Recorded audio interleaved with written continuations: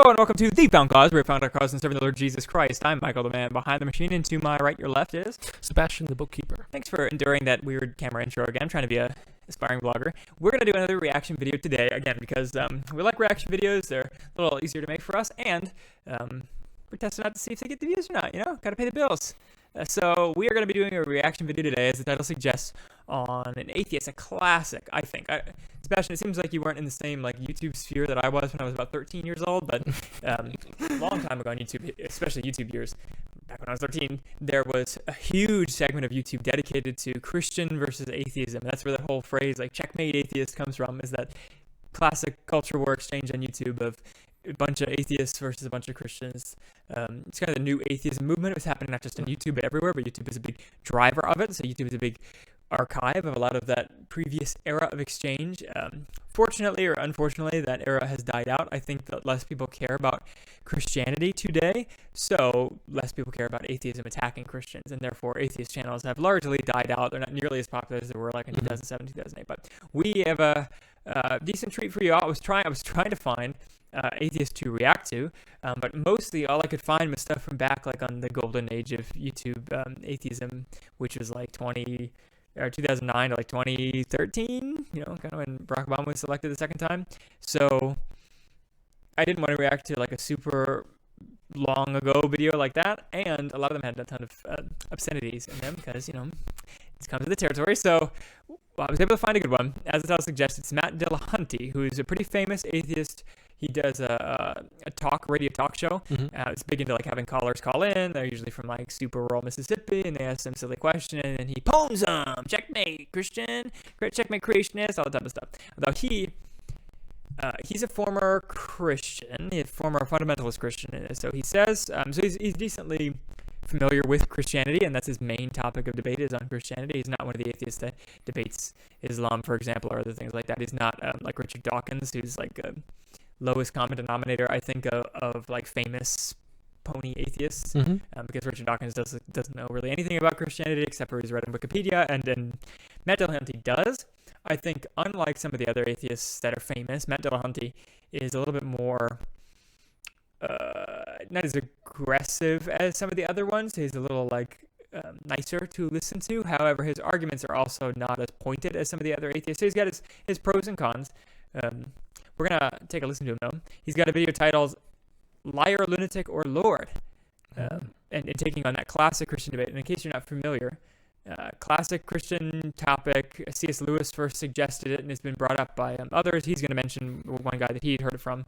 The liar, lunatic, or Lord theory says, and he'll explain in the video, that Jesus Christ, was either a Lord, like God, like he claimed to be. He was either that, or he was lying about it all, right? He's a liar. Or he was a lunatic. He was crazy. He thought he was God, but he wasn't. Right. He has to be one of those three things. So I never really liked that presentation, I have to admit. It's not my favorite way to defend Christ's deity. I think there's plenty of better ways to present the gospel. Talked about it in this podcast before. I think you don't need to debate evidentialism first thing with an atheist, with anybody who's not a Christian. We say on this podcast a lot that you should just go straight for the gospel itself, repent and turn to Jesus Christ. This is how the world works. God's, have great patience with people up until now. Now he's calling all men to repent, so turn to Jesus Christ and live. Again, explaining that so that the person knows what you're talking about, but you don't need to justify the history first thing.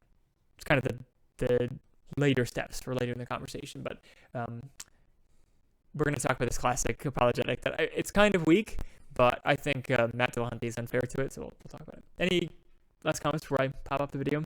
The only thing that comes to mind is if you are interested in more of our arguments, you can watch our past videos. We've talked about atheism, we've talked about other belief systems as well, and how we respond to them, going straight to how it compares to Christianity and why Christ is true compared to those. So, and I do have to I always give a shout out. If you want to see how diving straight to the gospel looks like on a street basis, I would suggest just going to Ray Comfort. He is pretty good. The Living Waters Ministry on YouTube. Yeah.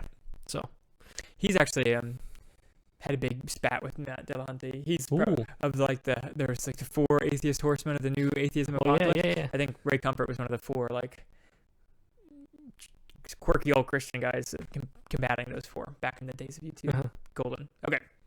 Let's do it. Let's do it. The Atheist Debates Patreon project presents Liar, Lunatic, or Lord.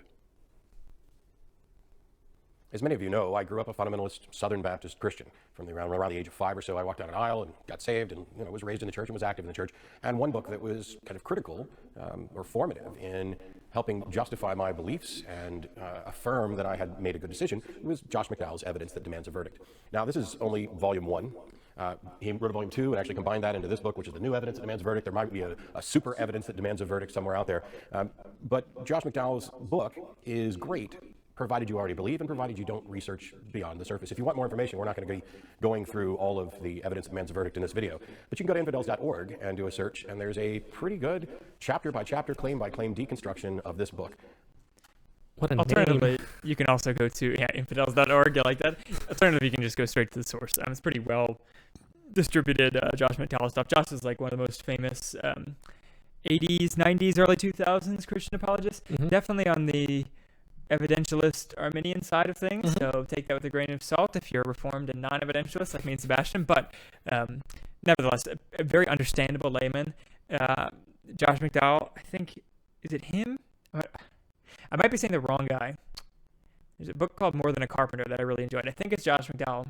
Could be a different famous guy, so maybe I'm wrong. Anyways, I would recommend his stuff, but with the caveat that it's pretty fundamental. Like, it's very simple. It's for the layman, right? So it's not super crazy. I don't think it's the best arguments for Christ. Anyways, It is More Than a Carpenter, Josh McDowell. got it. Okay, yeah. It's a good book. It's really short. Like, if you wanted a primer for a kid, I read it in high school. So if you got like a middle schooler or a high schooler that just wants to know like a very basic evidentialist argument, it's perfectly great. Super short read, super straight to the point, easy to understand. So that's where I think Josh McDowell excels. I don't think he excels very much in like a formal debate. Anyways, But I want to talk about what's behind this book, the question that needs to be addressed, the verdict that Josh McDowell is seeking that we make. Now, Josh was influenced, as many were, by C.S. Lewis. Most of us know C.S. Lewis from the Narnia series. This is my paperback copy, like first run paperback in 1970 or something. Look at that thing. Lion, the Witch, and the Wardrobe, Oh. Caspian, Voyage of the Dawn Treader, etc. I've had these. I read them several times as a kid, loved them, held on to them. They're still in good shape. But he was also a Christian apologist and identified as a former atheist, although sorry, I lost it for a second there. We're back. he talked about his former atheism. He said he was mostly mad at God for not existing or something along those lines. But he wrote a book called Mere Christianity, and in that book, he first presents the liar, lunatic, Lord trilemma. Now, he wasn't the originator of this. There were probably other people who said this, but it became popular because of C.S. Lewis, and we're going to talk about that particular argument, and I thought I'd start by reading what C.S. Lewis said. I'm trying here to prevent anyone saying the really foolish thing that people often say about him. I'm ready to accept Jesus as a great moral teacher, but I don't accept his claim to be God. That is the one thing we must not say. A man who was merely a man and said the sort of things Jesus said would not be a great moral teacher. He would either be a lunatic on the level with the man who says he is a poached egg, or else he would be the devil of hell. You must make your choice. Either this man was and is the Son of God, or else a madman or something worse. You can shut him up for a fool, you can spit at him and kill him as a demon, or you can fall at his feet and call him Lord and God. But let us not come with any patronizing nonsense about his being a great human teacher. He's not left that open to us. He did not intend to. Now, it seems to me obvious that he was neither a lunatic nor a fiend, and consequently, however strange or terrifying or unlikely it may seem, I have to accept the view that he was and is God. Now, C.S. Lewis is basically addressing something that comes from Mark chapter 8, verse 29, and it is also in the other gospel, or the other synoptic gospels as well, where Jesus asked Peter, "Who do you say that I am?" We have to make some decision about the claims about this Jesus character. So he's bringing it up. Obviously, maybe we can quote it ourselves. Matt's about to bring up the fact that Jesus claims to be God. In fact, I think he skips it, if I'm remembering the video correctly, so I just wanted to bring it up ourselves. That portion of Mark, Jesus responds, or he asks Peter, "Who do you say that I am?" And Peter replies, "You're the Messiah, the Son of the living God." And then Jesus says, "Blessed are you, Simon, son of Jonah. This is not revealed by flesh and blood, but by my Father in heaven." Obviously asserting that, yes, I am the Messiah, the Son of the living God. But there's also some more explicit texts that Jesus explicitly claims to be God. Now, Matt's not going to deny that Jesus claims to be God, for the record, at least in the Bible. So he doesn't deny that. But just so that we know it is true, there are some who say that he never did, like Muslims often say that he never did claim to be God. Well, we have text to support it. Right. So if he would go to Mark 8, then Same gospel. yes, and it was going to be, so it's Mark, we're going to go Mark 8 first, he brought up, and then we're going to go to Mark 14 later. And then, who do people say I am? They replied, some say John the Baptist, others say Elijah, and still others one of the prophets. But what about you? He asked. Who do you say I am? Peter answered, you are the Messiah. Jesus warned them not to tell anyone about him. Some have said, especially Muslims, they say, yeah, see, he clearly is not. And they keeping everyone down. Fine. Let's go to Mark 14, which is the same. It's the same gospel.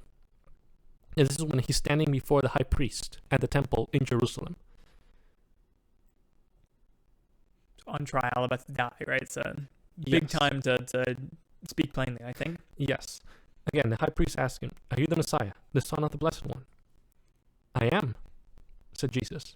"And you will see the Son of Man sitting at the right hand of the Mighty One and coming on the clouds of heaven." The high priest tore his clothes. "Why do we need any more witnesses?" he asked. "You have heard the blasphemy. What do you think?" So clearly he understood that Jesus is claiming to be God himself, the Son of Man. That's a reference to Daniel in the Old Testament, radically, again, attributed to God, to the Messiah. And I looked it up before, and it's the same verbiage when people cite in the other Gospels about the Jews picking up stones to stone Jesus because he said, "Before Abraham was, I am, ego eimi." He's saying the same thing when answering the high priest. And Jesus said, "Ego eimi, I am." Which refers to Yahweh. Ego eimi is the name for Yahweh in Greek that they would have known for this institution. Yes, exactly. So he said it plainly to the face of the high priest. It was so plain that the man just tore his clothes in front of the Sanhedrin. So Jesus does claim to be God. Yeah, which means we have to wrestle with the question now. We're going to see how Matt deals with it, but I don't think he deals with it too well. And C.S. Lewis's position is that there really are only three options. Either he was lying about who he was, or he was a lunatic, or he was who he said he was. So let's take a look at those options, see if perhaps we've excluded some options, and what kind of verdict can we actually make on this question. So the first thing that we can note is that liar, lunatic, and lord are three potential options that we can consider here. But those are only the options if we make a couple of assumptions first. The first assumption being that this individual actually existed, was a historical figure. Now, I know that the bulk of historians and many researchers are generally of the opinion that Jesus did in fact exist as a historical character, and that the mythicists are generally disregarded. Now, mythicists fall into a couple of different categories. There are the relatively unscholarly, conspiracy theorist-minded individuals who want to portray all of Christianity and the Jesus character as if it were an intentionally constructed fiction. And there are others that follow a more organic process that say, perhaps there was an individual or some individuals or a collection of individuals. We just don't know. We have a bunch of source material. We have people copying from each other.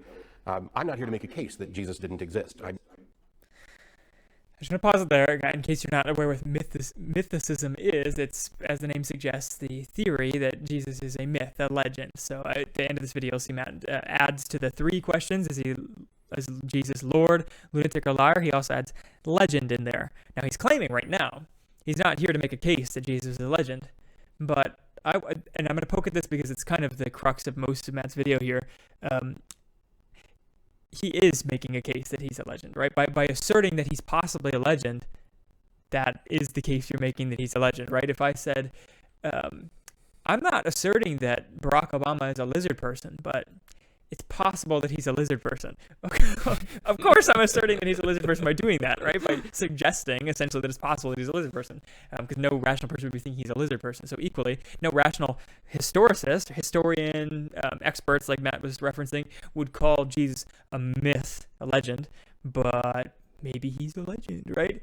Mythicists, I think, are which I've heard a couple from some of the high-fluting guys. I'm forgetting the name of the guy right now, but I've seen some of the presentations from the major people in the mythicist camp asserting that Jesus is a legend, and they're scholarly, but they are certainly coming from a pursuit of destroying Christianity, right? I think plainly somebody would be in the pursuit of destroying Christianity if they're in their line of trying to disprove that Jesus was even a real person. I think that's not surprising. Probably from that German liberal tradition, in the late 1800s, they just came up with all these weird theories of how to explain how the Bible came to be. Yeah, and it's not in the same, they don't use the same arguments they used in the 1800s. Oh. But I think it's just a common pursuit, right, for any atheist to say that Jesus is made up. So that's how you get it. And you can see Matt suggesting he's not a conspiratorial, guys. He's not into thinking that there's a cabal that was setting up to create a perfect religion, like some say. Oh, that's good to hear, because that is conspiratorial and dumb, and there's no evidence for that. It's a bad conspiracy religion if you were going to make one, because it wasn't pro the Jewish culture or any culture they were trying to promote. But he did just say the possibility that maybe it was an individual, so a Jesus, or maybe multiple Jesuses that the life was based on. So maybe multiple people that were all combined together. I wonder what is he actually asserting the Gospels are? And that's my question for him, like the whole thing. What is he actually asserting? He's not actually asserting anything. Like he's not actually saying that Jesus is a liar. He's not actually saying that Jesus is a lunatic, and he's not actually saying that he's a legend. But he's certainly saying he's not Lord, and he concludes the video that. We'll see that later. You can't play that game. You cannot play the game of, I don't know what I think. He's a professional atheist, for crying out loud. He's a professional atheist. Dillahunty is a professional atheist. Right. Obviously, he doesn't believe Jesus is Lord. So in his mind, whatever he says with his tongue, in his mind, in his heart, he is choosing either that Jesus was a liar, that he was made up, or that he was crazy, because there's nothing else he could be besides Lord, right? And he's clearly not accepting him as Lord. So Matt's not ambivalent on whether he thinks Jesus is a liar, a lunatic, or a legend.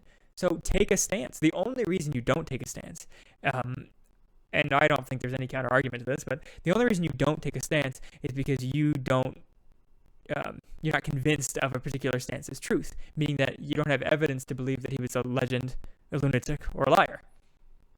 We have evidence to suggest that he was Lord, the testimonies themselves, and again, Matt will test this, so maybe I'm spoiling everything, but he says that's just too crazy. So we're not going to just take the evidence that he claimed to be God and that people testified that he did miracles and was God.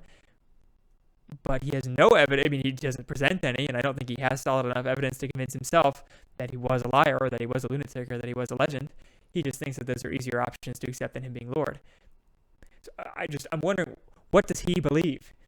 Because clearly he does, internally. Again, whether he admits it or not, which he won't, he believes he's a lunatic, or he believes he's just made up. I think he's leaning, by the way he's talking, I think he thinks that Jesus is made up, but if you aren't willing to set it as your belief, then we can't actually debate. Right. And why speak in the first place? You're just throwing cards on the table, but you're not claiming anything. Well, he is claiming something. That's what bothers me. And he does this. He's probably the biggest person I've seen do this kind of argument, but it's a pretty typical atheist argument where they're unwilling to mark out the ground they won't defend, because they always want to be in the attack. So they won't even pretend like defense is a possibility, because they always want to be in the attack, because it's much easier in debate and in life to be on the attack than to be on the defense. Christians are almost always on the defense.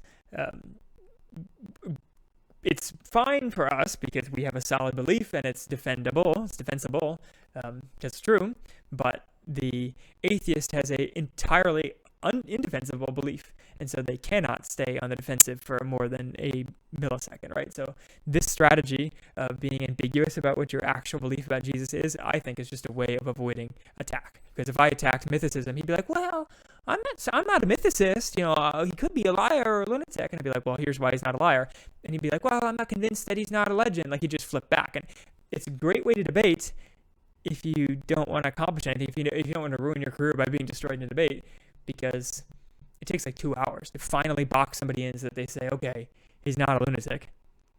But then he'll just be like, well, then he must be a liar or a legend. And then you have to take another 2 hours to box one in. And by that time, the debate's over, nobody's listening. Right. And then he goes on to the next debate. And somebody has to re-justify why he's not a legend and why he's not, he never gets boxed in. Any comments on this strategy, Sebastian? Have you seen this kind of atheist strategy before, of not taking a position? I have, and it disturbs me. I was like, just claim what you believe so you can stand by it, so you can actually do something. I mean, it's another point of the debate, I would say. Yes, and I'll say we do them a favor, anybody, by taking a strong position, right? And Christians who won't take a strong position, I'm exhorting you right now, take a strong position on what you believe. There are some Christians who will not take a position on whether or not they believe in creationism. It's a very common thing not to stake a claim on, because they're afraid you're going to destroy them if you are, like Matt Dillahunty, somebody who's anti-creationist, right? So they might believe it, they might not. They don't want to fight Christians on it. They don't want to fight atheists on it, so they're mealy mouthed. They're the in between, the water that God spits out of their mouth. I think we shouldn't do that. We do no one favors by doing that kind of vacillating. Wholeheartedly agree. And that's not the only issue. Okay, we're going to let's this push a long forward. video. Yes, let's push forward. Firmly in the camp that we could go ahead and concede that he existed, and it gets us nowhere. It doesn't tell us anything at all about the character of the individual or the actual words that were said, because the recordings that we have are the Gospels, which are anonymous. We don't know who wrote the Gospels. The general consensus is that they're not eyewitnesses, that these weren't written by the people who were actually there with Jesus, but we could actually concede that they were written by eyewitnesses, and we still aren't any closer to knowing. Oh my gosh! I think I had a mini heart attack. We got to get through this video, so we're going to Okay, yes. go really I'll fast on this. I'll come down. Oh my goodness. Do you have a response to eyewitnesses? Yes. So one that comes to mind, and oh my gosh, you gotta love church history. If you're not sure what more you can learn, obviously there's more to learn about Scripture. As a side project, you can do church history. It's gonna enhance everything. It's gonna open up. It's a whole new world. I'll put it that way. Anyway, there is the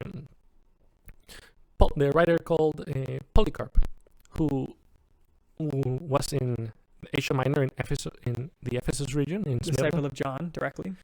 Yes, exactly. Okay. Yeah, I'm spoiling your story. Yes, and then other church people would quote Polycarp, and then Polycarp would then go rambling on his own how he learned from John, and then how he learned from and how John learned from Jesus. So rambling on his own. That's a polite way of putting it. My God. Yes.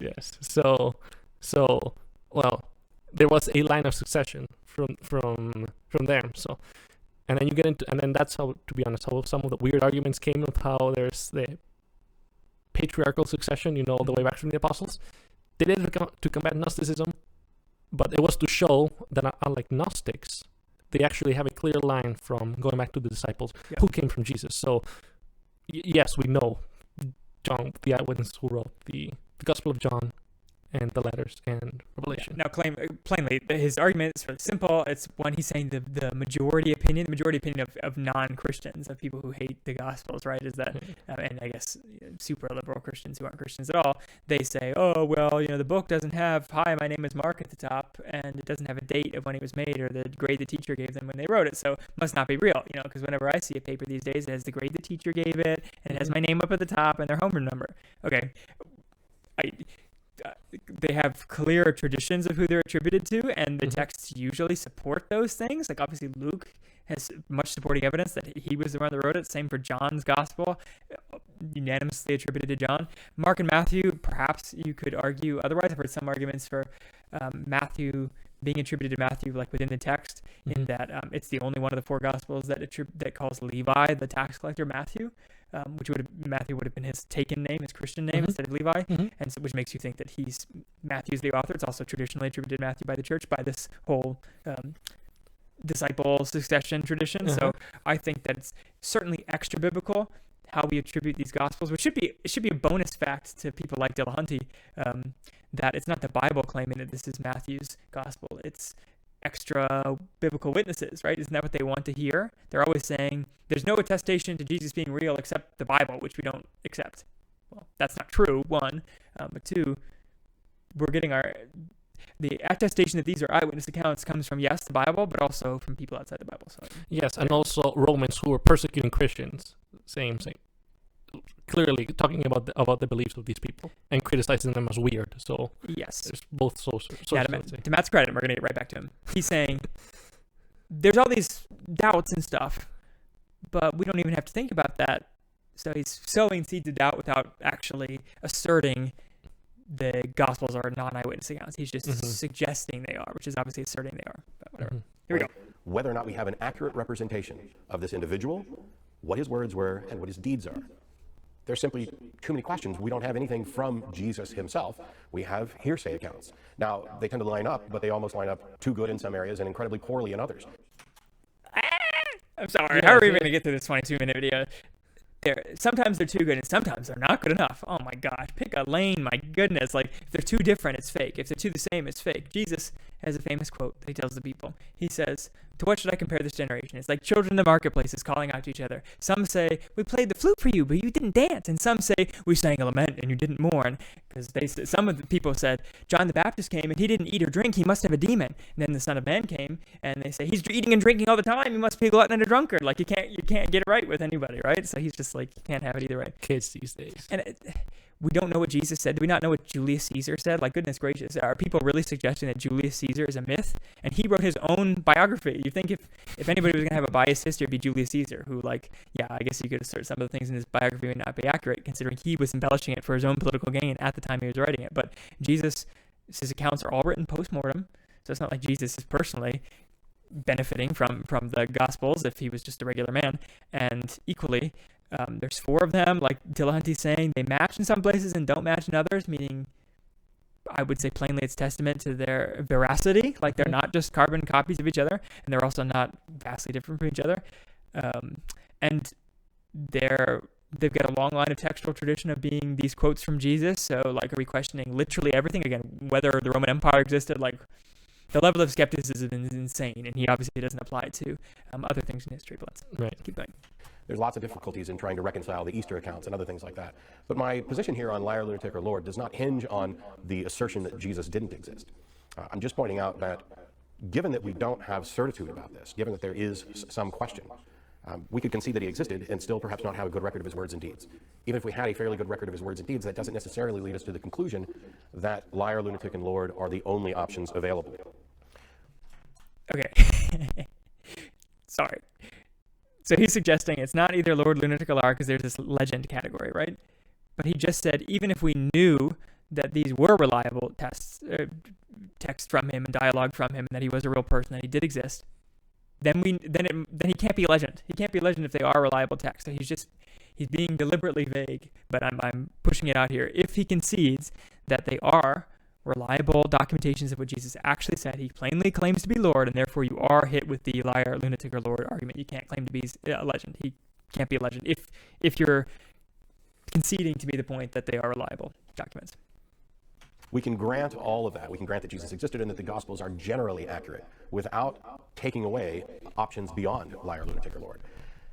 On that front, we can start with liar and ask ourselves, do we have a good reason to think that Jesus was lying? Well, considering that he didn't expressly say, I am the Lord thy God, the arguments for... What did I just read? He did. I mean, he didn't say the words, I am the Lord thy God. He said, I am, when he was asked if he was the Son of God. Yeah, well, and he did say, I am the Son of Man, which means that he is clearly superior to human beings. And when he says, ego me, which is the claim to be Godhood. Yes. All that. Yes. No, I mean, the one when he speaks to the high priest. Yes. Oh, you see the Son of Man come in the clouds of heaven. Well, no mortal is going to do that. He's claimed to be above humans. Yeah. So anyway, yes. He does. Jesus claiming that he was God basically amount to his making himself synonymous with God in having an authority to forgive sins, specific language before Abraham was, I am, the verb context, and making it seem that he's eternal, not correcting Peter when he says, who do you say that I am? And Peter says that you're the Christ. And then, hey, don't tell anybody. What? Not correcting him. He says, blessed are you, Simon, son of Jonah, because this has been revealed to you not by flesh and blood, but by my Father in heaven. Obviously asserting that Simon was correct. But whatever. All of these things together make it clear Christianity is founded on the idea that Jesus was God incarnate, and his words and deeds represented this, even if he didn't say, I am God incarnate. But people will ask sometimes, well, who are you to question God? And this is a bit of a defense mechanism, which I've already discussed. And I'd like to point out a comment that was made by others that I think is far better than what I said, which is I'm not questioning God. I'm questioning people. I'm questioning people's claims about God. I'm questioning the authors of the Gospels. I'm wondering, are they reliable? Are they giving the information? I don't have to say that Jesus was necessarily lying if all I have are what the authors of Matthew, Mark, Luke, and John wrote about Jesus as far as his words. I'm questioning them. I'm questioning how accurately they recorded things. But it could be the case that either of them are in fact lying. I don't know that that's necessarily an absurdity. Well, it's just rude to think that someone is lying. Hume taught us to consider whether or not the person telling us an extraordinary tale is more likely to have been deceived or is intending to deceive than that what they're claiming is actually true, and that we should reject the greater miracle. Now, I'm rejecting the greater miracle that he was in fact God, but I don't have to make a decision between whether he was lying or had been deceived, or whether the people who are relaying this information were lying or had been deceived. Except you probably should, because it's a pretty big decision to make if you're not going to stake that he is who he claimed he is. Well, again, might I remind everyone, professional atheist? Professional atheist that combats Christianity? You think he'd have an opinion? Obviously he does. You have to have an opinion. You can't stand ambivalent on a question that matters to you. You might be able to stand without an opinion on whether or not pears are healthy for you. Now you're like, I don't know, right? Maybe you just don't like them, whatever. I mean, you can stand ambivalent on things that don't matter, but clearly this matters. It's his profession, for crying out loud. So I think religion matters to everyone because of the imprint of God on all of us, but it especially matters to a person who speaks about it all the time, right? So the moral high standing that he's not taking an opinion here is, again, just a tactic, whether subconsciously or consciously, as a way to not have to defend his own positions. Anyways, we'll keep going. As a matter of fact, because we're one step removed from the actual author, I think it's entirely plausible that the individuals who are relaying the information may have been deceived. They may have been incorrect. They may have misunderstood. They may not have had accurate access to the information and relayed it. We know eyewitness testimony is unreliable. And in this case, we're not even sure that we have eyewitness testimony. So again, he has to stake what he's actually asserting and then defend it. He just kind of flips in a shotgun approach. Now I understand. 20-minute video, he's shotgunning the liar, lunatic, or Lord scenario, but he does this in debate too. So it's not like this is kind of the MO, and it's not just him. It's a lot of atheists. When he says the apostles may have been deceived, they may have just misunderstood, right? So they're not liars in the sense that they are intentionally deceiving, but they're inadvertently deceiving because they've been told wrong. Who told them? Like, what kind of weird? You'd have to prove this strange theory to me that he did this. Now he's asserting he doesn't have to prove anything to you because he's just adding another option to the list of liar, lunatic, or Lord. But he's just adding legend. And I just said at the beginning, he said granting, he doesn't need you to grant that the documents are unreliable. He could admit that the documents are reliable, they're actually accurately describing Jesus. And then here he goes down a rabbit trail of maybe they're not actually accurately describing Jesus because everybody that wrote them was confused. So he's really making the case for legend. And it's an embarrassing case. Like if you see mythicists debate Christians, well-versed Christians, I think James White does a debate with mythicists. I could be wrong on that. It's embarrassing. It's like all the history is against mythicists. That's why even Matt Dillahunty admits that most experts, Christian and non-Christian, believe that Jesus Christ existed as he's described. Now, they don't all say that he's God because they're not all Christians, right? But they assert that he was a real historical person. To question Jesus's acts and existence as it's described, at least the most of the details. Again, if you question him being God, whatever, I would assert that you're wrong there too. But the fact that he walked around and did what he did, said what he said, is akin to questioning whether Napoleon existed, whether Julius Caesar existed, people that we all agree existed, but we haven't seen them with our eyes, right? We didn't hear an audio recording of their words. Yeah. Okay. Keep going. If somebody comes to me and says, I saw a ghost last night, my immediate assumption is not that they're lying, it's that they're mistaken. If they bothered to come and tell me this story, and they know that I'm going to think that it's outlandish, unless they have some motivation for lying to me, and I suspect a motivation, my assumption is that they had some experience, and in their mind, they have determined that a ghost is the best descriptor for this experience. But that doesn't mean that they were correct about what they actually experienced. And they can relay this story many times. We see it with alien abductees and others. So, well, we're off to a good path when you're starting to bring alien abductions in comparison to... Well, I think it's a proper comparison if you're going to bring up the whole mythicist argument, because that's the argument we would use against people who talk about alien abductions and claim to have seen ghosts, is that you're probably mistaken. Like, you may have seen something, but it probably wasn't a ghost. Like we've said in this podcast before, that aliens and ghosts could be, not that they're guaranteed, but it could be some spiritual attack or demon or something, right? So they could be real, but we don't believe in ghosts, like as in it's a dead person's spirit. Equally, we don't believe in aliens. I don't believe in aliens, at least ones that visit the earth and do those kind of things, that abduct people and stuff. But you don't necessarily have to deny the person's experience and think they're wrong. So, I agree with him there. But translate that to the actual account. You're telling me that somebody had an alien abduction of like experience and wrote a huge multi-year-long testament of what they experienced continuously.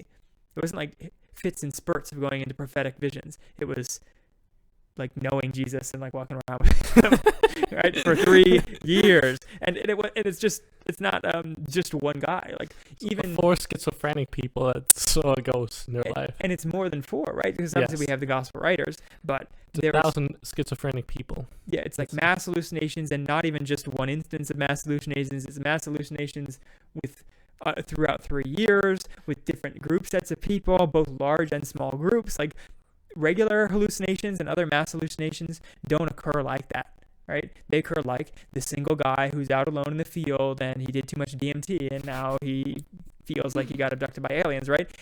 I can understand how that guy got confused, and he's also solo, so there's no one there to verify. Or maybe like a couple who also did too much DMT who had the same thing. Or like a group of 10 is in a haunted house and they all time to see a ghost, right? And that's the kind of thing you see that's faked. Right. But good thing you brought it up. So if it was just one person saying this, you might have grounds to say, this person might be hallucinating.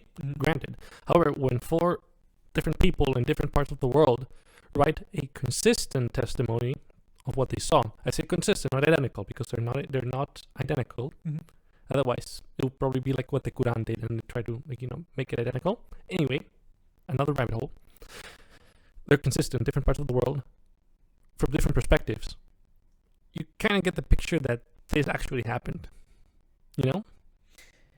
Yeah, now I understand. He probably would assert that the well is poisoned because they're all Christians that are writing these testimonies, so of course they're going to assert that Christ is real. So then that begs the question, what benefit could they get from making up this fringe religious group deviating from traditional Judaism? I would pose that question. Yeah, seriously, are you going to assert that these early creators of Christianity were greatly benefited? Plainly not, because... Were all of them executed except for John? Yeah, all of them are executed except for John. And so even if you're asserting that wasn't really what happened to them because they're not those real apostles, Christians in general for the first 300 years of the Roman Empire were the persecuted minority. So, and they weren't even, bishops and other people in the higher echelons of Christianity weren't even treated with very much reverence or power compared to other priests.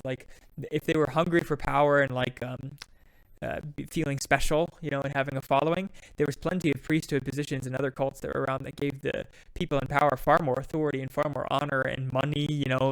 There's not a lot of money in being a Christian minister in the olden days and today, typically. Now, of course, there's your weird exceptions, the people that are totally grifting, right? And there were those kind of people back in the day too, but they were booted out of the Christian church. Paul explicitly tells people not to abide by people who are grifters and just mooching off the church's money and food stocks and stuff like that. So the Christian religion is not it's not a fertile ground for false teachers. Now, of course, false teachers are ravenous wolves. So they try to latch onto anything they can. So, of course, they've latched onto Christianity. I'm not denying that there's not grifters out there that claim to be Christians, right? But the early church was not fertile ground for grifters who want to leech off things, because the Bible talks about explicit warnings against false teachers, and it's not like the government was given big positions to Christians, so it's not great for somebody wanting to benefit from fake religion. Yes, just read about Ignatius of Antioch and his journey to Rome and how excited he was in getting executed in the arena, having wild beasts gnash at him. Okay, that on its own topic for discussion. But he was Bishop of Antioch. He was being sent to Rome to be executed as a bishop. Clearly, church leadership meant you probably a death sentence back in those days, so not something to gain power and glory with. Yeah, not in the grand sense, and even among the believers, they respect the elders and the bishops, but they're not honored and revered like other positions are. So again, it's a bad religion to grift on, to want to make up. Right. The fact that someone isn't saying something that is true doesn't mean that they're necessarily lying. Lying tends to rely on an intent to deceive. I'm trying to trick you. Otherwise, anytime anybody was just wrong about something, we would have justification for calling them a liar. But what about lunatic? So when it comes to the possible claim that he was a lunatic, C.S. Lewis just disregards it. He disregards liar without any justification, really, and he disregards lunatic without any justification. He just says, I think it's absurd, essentially, to claim that he was either lying or crazy, so he must be God. Well, I'm not necessarily convinced that it's absurd to disregard liar, and I'm also not convinced that it's absurd to disregard lunatic. We know that there are people with mental illnesses who still are lucid on occasion, who have great charisma, who have become leaders of cult movements, where seemingly normal, non-mentally deficient individuals have been caught up in cult movements run by people who we would say are perhaps deranged. Now, some of them were liars. Some of them seem to have believed the stuff that they said. We know of a number of mental illnesses where people can have delusions, and we also know that just being a human being makes you prone to errors. And in much the same way that when we investigate the supposed psychics who claim to be getting messages from the other side, some of them who started off as knowing frauds eventually come to believe their own BS. I'm just going to say what I said at the beginning. We said a lot of times we're pick a lane, right? Do you believe that he's a legend? Sounds like he really believes he's a legend. But here he is pitching that he could be a lunatic. Well, he can't be a legend and a lunatic. He can't be a liar and I guess he could be a lying lunatic. I guess he's saying that, but then I would call him a lunatic, right? Instead of just a plain liar, he's a lunatic, right? It ups the liar. It trumps it. So does he think he's a lunatic? Like, where is he going to hang his hat? You cannot hang your hat on that he's a liar and a lunatic and a legend and a lord. Obviously, he's saying he's not a lord. So you have to hang it on just one. Like, they're all mutually exclusive. I guess the lying lunatic thing is not mutually exclusive, but I would call that a lunatic. So you have to hang your hat on one position. So what is it? Right? He just wants to keep all the doors open. But if you think the lunatic argument is strong, then hang your hat on it, right? But I don't think he thinks it's very strong. Like, he's making a big smile here and making a big ado about he could be a lunatic, but there's no evidence to assert that he's a lunatic. So, I mean, there's evidence to the contrary, right? The way he speaks. Now he's saying, well, some lunatics like have moments of lucidity and say wise words, like charismatic cult leaders. Okay, but there's ways to determine charismatic cult leaders, typically, like mass manipulation, usually tons of sex from their people, exploitation, monetary exploitation, other types of powers that Jesus obviously didn't do. So. Power moves that Jesus rejected when he was marching to Jerusalem. Yep. And the disciples were like, "Yes, we're gonna take over. We're gonna take over the government, everybody." And she's like, "No, my kingdom's not of this world." So that's So if you're gonna go the lunatic route, like, hang your hat on it. If you think it's a really good argument, hang your hat on it. But you're gonna have to contend with things like this, right? Arguments like we just gave. So I'm just saying it's not a good course to open up all these doors and not pick one. It's not even logical. You just get so many hits that you fall into a confirmation bias that, wow, maybe I actually do have this sort of power. And there are also people who have incredibly good intentions for changing the world who ultimately encourage bad behavior. That's their goal, is to try to make the world better, and some things are worth it. Now, when you take the totality of what's written about Jesus in there, I don't see anything that necessarily excludes lunatic as a possible option for this. Possible option, okay? But are there any assertions that he is a lunatic? Like, do we just assume that everyone's a lunatic until proven not a lunatic? Is that the way we do things now? Like, I don't think we can do that. I think we assume you're not a lunatic unless you are, because the natural state for people to be in is not lunacy. right. So I would be interested to hear if he has any argument to say this is what shows that he was crazy. When he As well. talks, it's both as someone trying to be a nurturing guide, but sometimes he's portrayed as a revolutionary, and sometimes he's portrayed as violent, making a scourge and attacking the temple. I don't know that there's any neat, clean package of what Jesus is that necessarily excludes the diagnosis, or the verdict, I guess, for lack of a better word, that he was a lunatic of some sort. But there seems to be this view that it's rude to... So there you go. His assertion is that he drove people out of the temple and was sometimes also nice. So that must mean he's like bipolar. I guess. Which I guess makes you a lunatic. Obviously, it's super weak, and that's why he's not hanging his hat on it, right? Because he could easily be like, "Oh well," if we brought this up to him, he might just be like, "Well, still got liar, legend," and then he'll come back to lunatic later because because he needs to keep all three open, I suppose. Since he's shifting so much, how about I propose another one that he should shift to, that he is actually God? I think he should try that one. It's too crazy, Sebastian. It's not possible. All the other ones are possible. It's not possible. What a shame. Yeah. Okay, forward with push. Say that somebody's lying, and it's rude to say that somebody's a lunatic when we know that people lie.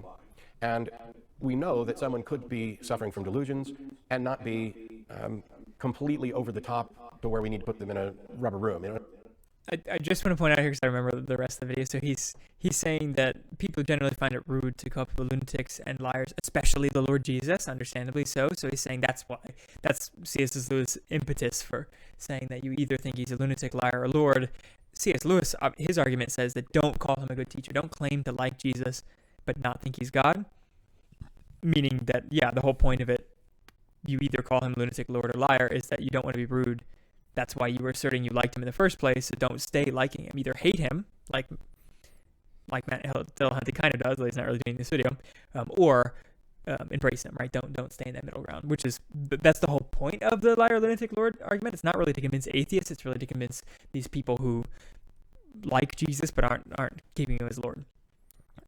But what's interesting is that Matt is saying that they were just avoiding being rude to Jesus. But you're going to hear Matt later, if you catch it, to listen closely. He'll refer to Jesus as like someone, or that man, or this person, instead of calling him by name, because I think he's trying to avoid being rude. Like, he doesn't want the sharpness, the viciousness of saying Jesus was fake. Jesus was evil. Jesus did these things, because saying Jesus was evil, again, you'll hear him do this later, comes off as rude, and maybe he'll get more pushback than he wants. I can't explain exactly why he does that, but he's clearly trying not to be rude himself.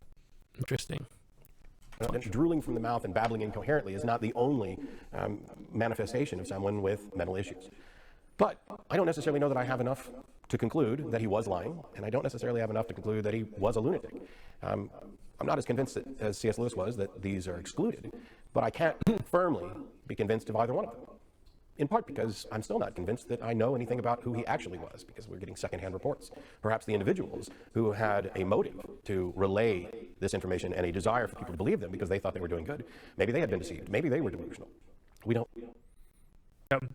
Same old, right? All three options are open. Not hang his hat. Not Wait, so he wants a first-hand report, like written by the hand of Jesus? Yeah, I guess. But isn't that you would equally call that unreliable, right? Because it would be like autobiography, like bias. So nothing, never can be pleased, can he? But yes, but he's not unique in that. No. But C.S. Lewis would like us to think that the only remaining option is that he was Lord. Now, there's been a number of debates about whether or not Jesus actually claimed to be God, and we already talked about that a little bit earlier. But what would it take to convince us that someone was in fact God? If we set up liar, lunatic, and Lord, and we were convinced that those were the only three options, would merely not being convinced of liar and lunatic be sufficient for us to say, yep, must be God? We'd need a lot more than secondhand hearsay reports of ancient events to say, yeah, you know what, I don't think that person was crazy, and I don't think they were lying, so they must be God. As if these writings on their own should be sufficient to make you believe the incredibly extraordinary claim that an individual was a deity. Well, do you need third-hand people and also people that came before him attesting of how he would fulfill these the prophecies that he did throughout his life? I mean, I don't know. What? It's not just the writings, of course. There's so much more to it than that. Yeah, it's all the prior prophecy, like you're alluding to from the Old Testament, we've talked about many times before. If you want to check out a podcast on the Old Testament prophecy that Jesus fulfilled, that's kind of it's obscure enough that it's hard to think that a Kabbalah would be like designing the ways that he fulfilled it. In fact, some of the prophecies about Jesus weren't even in the Greek version of the Old Testament, and we now have that they didn't quote in the Old Testament. For example, one of the famous ones we quoted at Christmas in Isaiah 9, I think, where it says that a child will be born to us, our son will be born to us, a child will be given. That prophecy, it's famously said at Christmas time, isn't quoted by Matthew, isn't quoted by the Gospels, because sought not to have been in the Greek version of Isaiah, but it's in the Hebrew version that we get today. So, like, there are prophecies that Jesus fulfills that even his disciples at the time didn't know about. So there's lots of attestation of why he would be God besides just the witness of his life on earth that he said he was God, or the claims about him, or the miracles that he did. There's other things around it. But even then, what Matt's really saying is that that he's a legend. That's what he's asserting, is that Jesus isn't real, but that the accounts about him aren't real. That's what Matt is asserting, because it's logically airtight to say that if the account about Jesus is true, meaning that if he is not a legend, then he is either liar, lunatic, or Lord, right? So he keeps vacillating because he's keeping the legend part open, but so that he's really asserting that he's a legend. So he's not asserting that he's a liar, and he's not asserting that he's a lunatic. He's asserting that he's a legend. So it's almost like ignore the liar and the lunatic portions. He's asserting that he's a legend. Let's attack that first. But he wants to keep all doors open because he doesn't think the legend one is too strong. I think he intrinsically thinks that the legend argument is not so strong. So he wants to have lots of arguments and win by volume instead of by quality. Does he have the same approach for other religions like Islam and Buddhism, or is it just? Of course he does, but I mean he lives in Texas, so he's okay. Christianity is the main thing that he talks about. Okay. Yeah, I don't think he's particularly fair to any religion. Now, some of them aren't as strong as Christianity. So obviously, we're caring because it's our belief, right? So that's why we care. Right. So I understand why he's only addressing Christianity here. Extraordinary claims, as we're all aware, require extraordinary evidence. And if we were to accept this claim based on the evidence that were presented by Josh McDowell and others, we would be lunatics. We would be credulous. We would be poor representatives of critical thinking. I want to do a thought process here. So if some stranger on the street came up to you and said, "I am God," right? I would think he's a lunatic.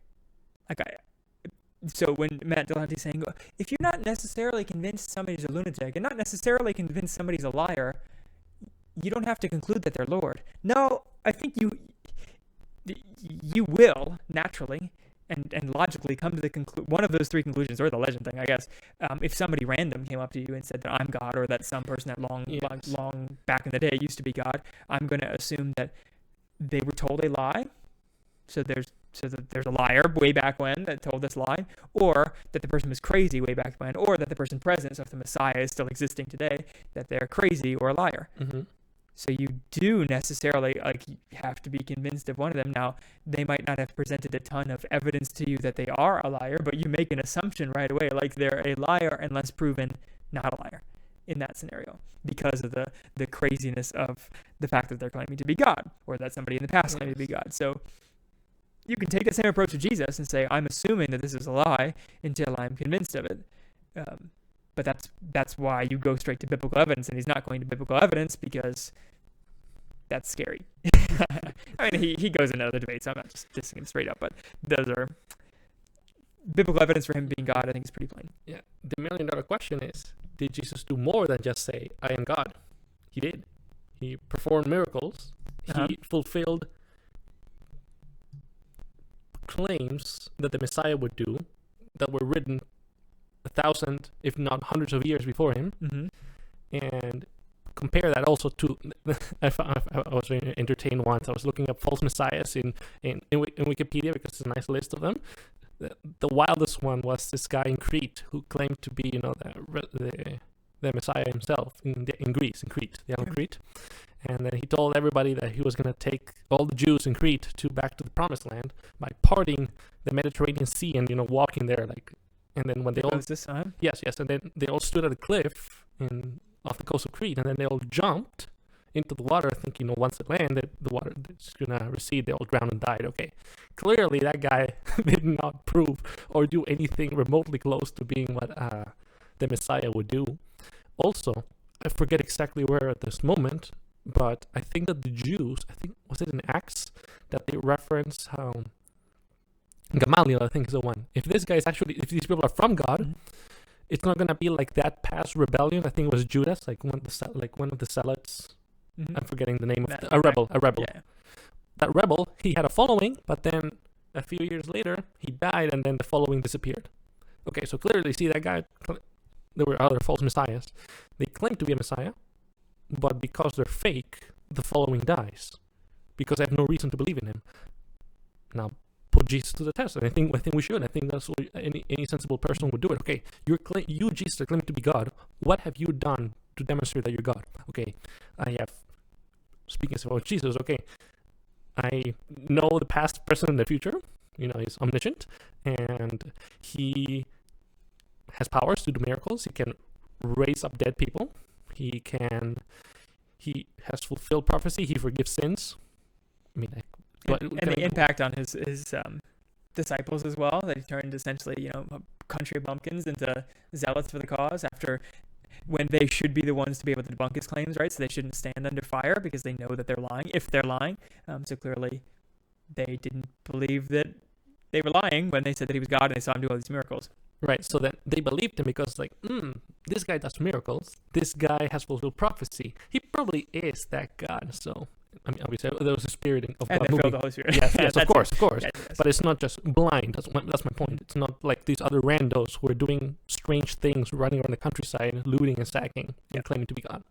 Like the lunatics and the cults that he mentioned. So, yes. Yes. Okay, but let him speak. Yes, 7 minutes left here. Yes. Because if we're to be honest, we would have to then start accepting all sorts of other claims from other people. Oh my gosh. We would have to say, you know what, this person over here who claims to be Jesus now, I'm not really necessarily convinced they're a liar. I'm not really convinced they're a lunatic. Are you kidding me? Yeah, you are convinced they're a liar, right? You just don't have a ton of evidence to go off of. Of course, you're de facto convinced that they're a liar. You just have to be unconvinced by evidence. So, nobody runs around with that weird kind of skepticism. If somebody came up to you and said, I'm Jesus now, you wouldn't be like, you'd be like, no, right? until they provided evidence. So they must be right. Or these other holy men who claim to be divine in other religions. We'd have to believe them too because, we have similar justification. We have writings in old books, hearsay accounts from people. That's not enough, and it shouldn't be enough. At a bare minimum, given those three options and the available evidence, The verdict is that the case should be thrown out for lack of evidence. The verdict should be, I cannot conclude that this individual is Lord, lunatic, or liar. I cannot even be completely convinced that this individual existed and is represented in a way that I know much about them. Then why are we having this conversation? Yeah, in the first professional atheist has no opinion on Jesus. Give me a break. Obviously he does. He's a professional atheist. So his opinion is that he did not exist. That's what I'm concluding here.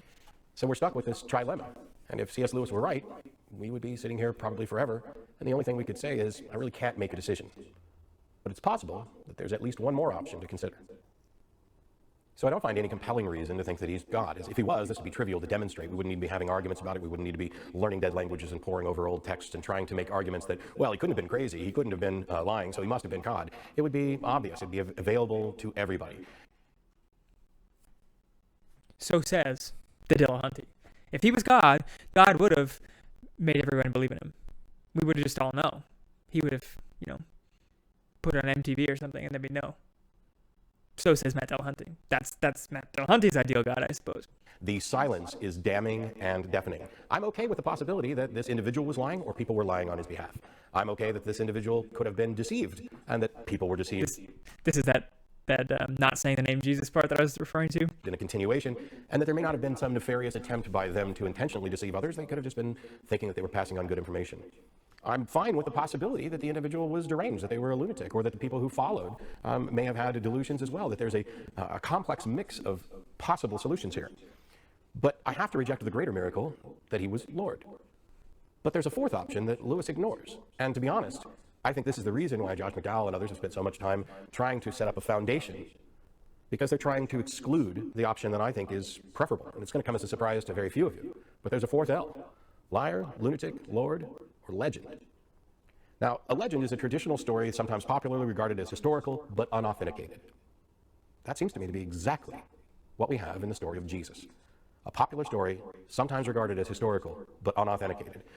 I've got a brief legend for you. It's sometimes considered historical but not authenticated. A long, long time ago in a galaxy far, far away, there was a war between France and Germany, and there was this guy named Napoleon, and he fought and won a lot of big battles. How do we call it a legend or history, right? We go to the history of the eyewitnesses that saw it. I guess, what are you going to, claim that it's different because we have guns from the Napoleonic era? We have swords from the Roman era. I don't even understand. I don't understand the difference between the claims about Napoleon and the claims about Jesus, except that I guess there were a lot more humans on Earth to testify to Napoleon's invasion, but Christianity is what? the biggest religion on earth, and it became the official religion of the Holy Roman Empire. And at his time, at the time of Christianity being birthed, it was a controversial religion sect that people hated. So clearly they knew about it, and the Jews couldn't produce Jesus' body. I mean, there's ample evidence to show that it's not a legend. It's not like a long, long time ago in a galaxy far, far away, Luke Skywalker was on Tatooine, right? It's not presented that way. It's not unverifiable. It is verifiable by the people at the time could have verified it. So it's not a legend. It's not constructed like a legend at the very least. Yeah. The story of his birth, his ministry, his death, and resurrection are all stories from Christian tradition that aren't backed by evidence outside of the biblical tradition. The apologists have spent countless years trying to comb the world and scour every ancient man. Yes. We already talked about this. Yes. Outside of biblical, well, there's Pliny the Younger who was torturing Christians, asking what to the emperor, asking, what do I do with these people? Clearly, these people profess to believe, and they were saying, if they deny Christ, then we can rest assured these people are fine. If they are hesitant to deny him, then we know, these are real Christians. Okay, there's Josephus talks about James being killed in Jerusalem, the brother of Jesus, so-called the Messiah.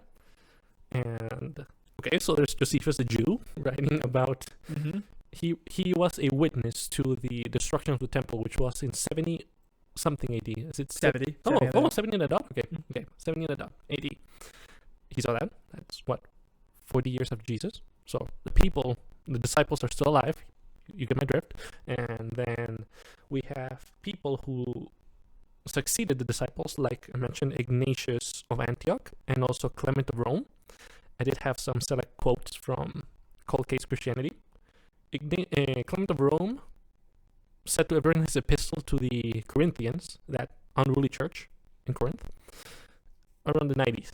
So 60 years after Jesus, so still pretty early on. Only 90s kids would know. Right. We press on. Anyway. Yeah. Brethren, it is fitting that you should think of Jesus Christ as us of God, as the judge of the living and the dead. That's from Clement of Rome. Ignatius of Antioch, God himself was manifested in human form for the renewal of eternal life. Irenaeus of Lyon in 180, he's the one who writes about Polycarp rambling about his time in Smyrna or Ephesus, and then how John then rambles about being with Jesus. Okay, Irenaeus, he is God, for the name Emmanuel indicates this, God with us. Okay, clearly there's people outside in the early church that believed it and attested that this was Christ, and also people who didn't like the faith, like Josephus, and other Roman accounts as well. So yeah, and I think it's even important about that Irenaeus quote is that it is legitimately extra biblical, because Irenaeus was referring to Polycarp, who referred to John being a disciple. So yes, they all read the Bible. They were all Christians. They had pieces of scripture with them. So yes, they were influenced in that way. So they were getting information about how Christ lived through that way. But they also had reference to firsthand accounts from previous times.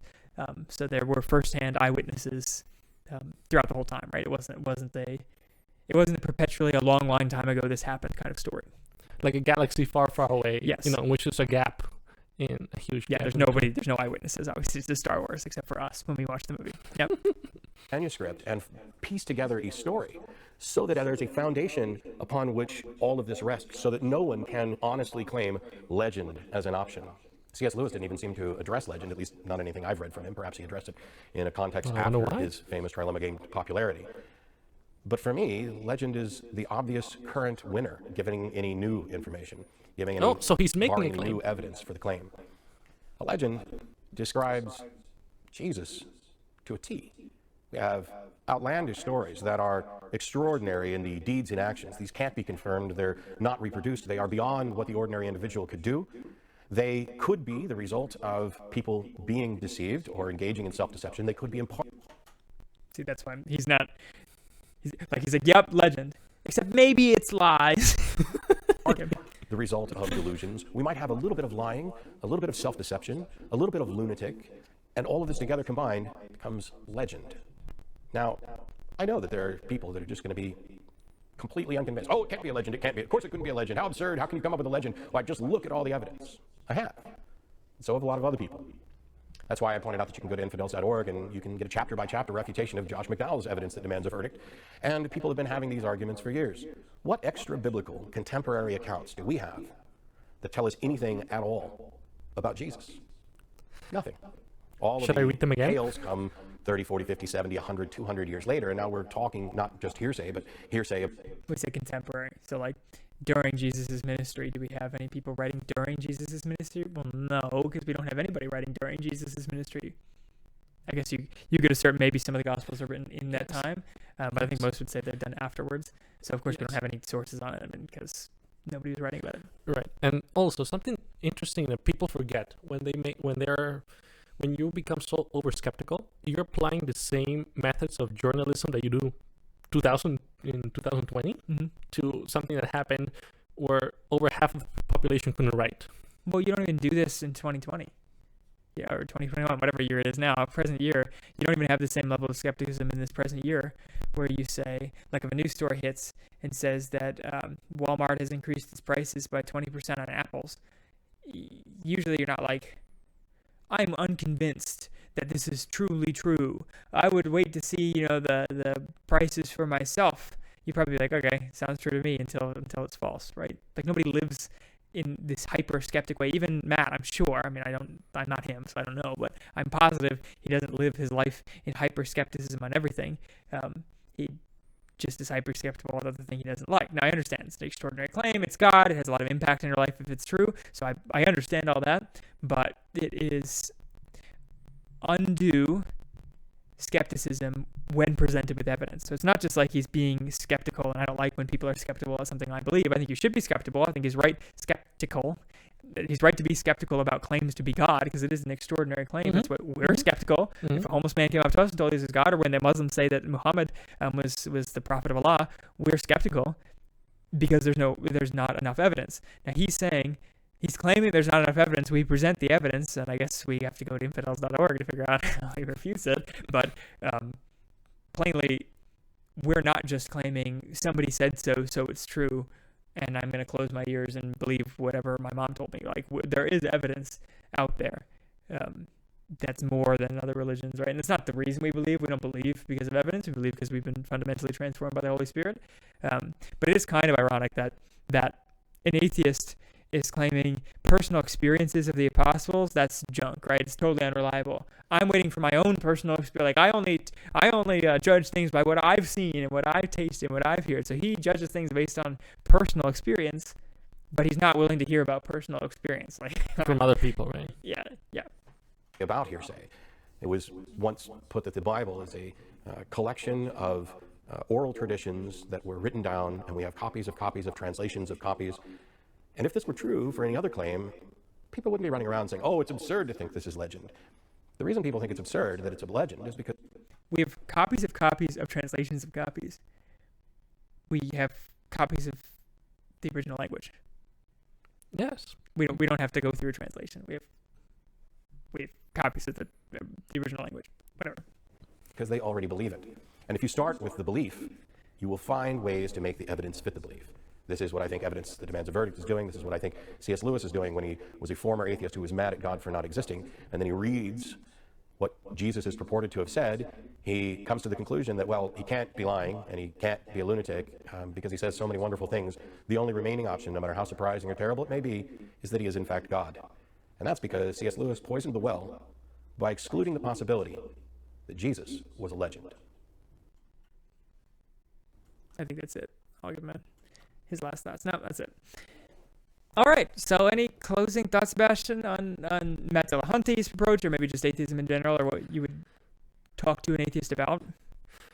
Yes, there's something that does come to mind. It's from Scripture, from good old... Oh my gosh, are you going to whip this out? Okay. Should I? Do it. Sure. Okay. You gave me permission. I did. We prepped it. This is from David, Psalm 14. The fool says in his heart, there is no God. They are corrupt, their deeds are vile. There is no one who does good. The Lord looks down from heaven on all mankind to see if there are any who understand, any who seek God. All have turned away, all have become corrupt. There is no one who does good, not even one. I'm not just playing this to Matt here. We all were at that stage until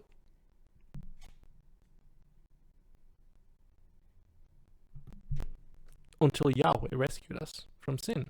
So, this is the natural state of humanity, and ironically, God does say that He has written His law in our hearts, and that's why we can distinguish good from evil.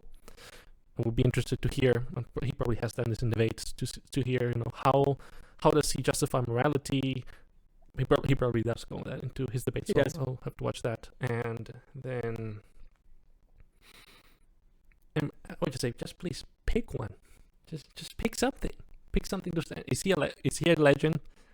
Say he's a legend, and let me show you from outside sources, from the people who were contemporary to the apostles and also succeeded them. And let me point you to the Old Testament, how Jesus fulfilled all of those, and then we can have a reasonable discussion. We can't do that until you pick. Yeah, you really can't. I think that's the key problem, I think, with this kind of argumentation. And people, like actual people, so real life people, do this all the time because they've heard a lot of different things and they know that they're not an expert. So they often do this kind of like, what about this? What about that? What about this? What about that? And all of them combined create some like summative doubt that I think is impenetrable, because you can't actually kill it, because as soon as you move to pop something, there's nothing to kill out of the way, right? That you cannot have a scholarly discussion with somebody who won't take a position. And so what Matt is doing is he's not taking a position, except that he doesn't believe in God, right? But you can't evidence against his certain beliefs. So he has to make a bigger claim than just I don't believe in God. He has to make a claim that I believe Jesus was a legend, a lunatic, or a liar, right? So you have to take a position on it, and you can't take all three. So that's the mistake I think he makes in this episode. Matt, if you're listening, hi. I would love to talk to you about why you think it's justifiable to have three positions at once. Or maybe you don't say, maybe you don't think you take all three positions. But I'm interested to hear. Any last words, or should we wrap it up? I think we went over it pretty well. Let's wrap it up. Yes, and again, if you're talking to an atheist at home, it's probably not going to be like Matt Dillahunty, but he may do the same sort of debate tactic, right, where they come up with all these different opinions and all these different things to refute.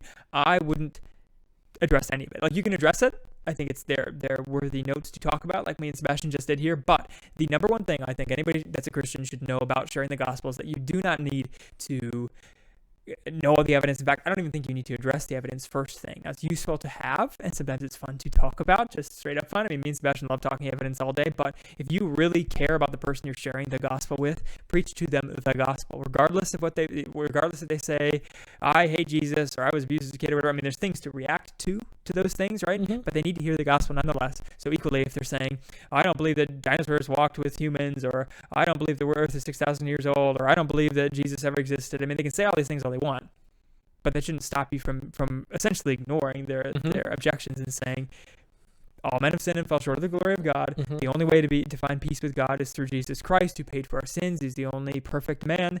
If you rest in him and make him your Lord, he keeps all the sheep that he takes.